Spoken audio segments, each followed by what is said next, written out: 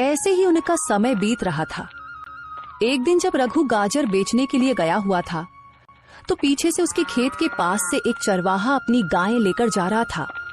उसकी गायों ने गाजर को देखा तो रघु के खेत की तरफ दौड़ी। उन्होंने रघु के खेत से गाजर खाना शुरू कर दी।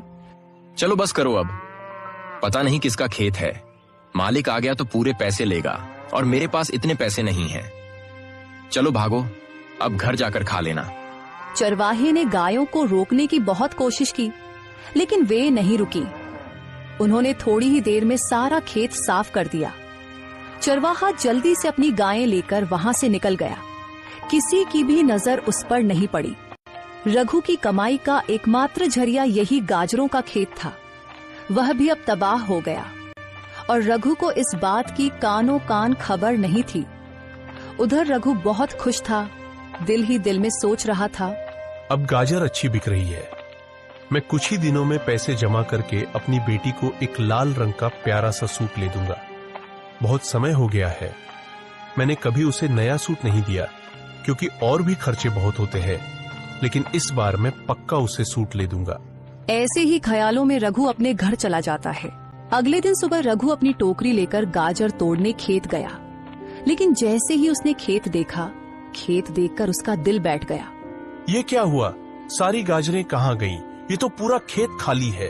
फिर उसने करीब जाकर देखा तो पता चला कि कोई सारी गाजरें खा चुका था। अब वह कौन है इसका रघु को पता नहीं था। रघु बहुत मायूस हुआ। रघु की आंखों में आंसू आ गए। मेरे पास रोटी कमाने का कोई और जरिया नहीं, अब मैं क्या करूं? रघु उदास होकर घर वापस आया। घर पहुंचकर वह बेटी के पास गया। क्या हुआ पिताजी, आज आप गाजर बेचने नहीं गए? सब ठीक तो है? आपकी तबीयत तो खराब नहीं? तबीयत तो ठीक है बेटा, लेकिन किस्मत खराब है। जब मैं खेत गया तो देखा कि पूरा खेत खाली है। पता नहीं कौन मेरी सारी गाजरें खा चुका है। मैंने आसपास कुछ लोगों से भी पूछा, लेकिन किसी को भी इस बात का पता नहीं। अब मैं क्या करूं? मुझे तो कुछ भी समझ नहीं आ रहा। दोबारा अगर खेत में गाजर लगाऊंगा तो 3 से 4 महीने लग जाएंगे। इतनी देर में हम क्या करेंगे? घर का खर्च कैसे चलेगा? मुझे तो इसी चिंता ने सताया हुआ है। पिताजी, आप इतनी चिंता मत करें। पहले ही मैं बीमार हूँ, इतनी चिंता करेंगे तो आपकी भी तबीयत खराब हो जाएगी।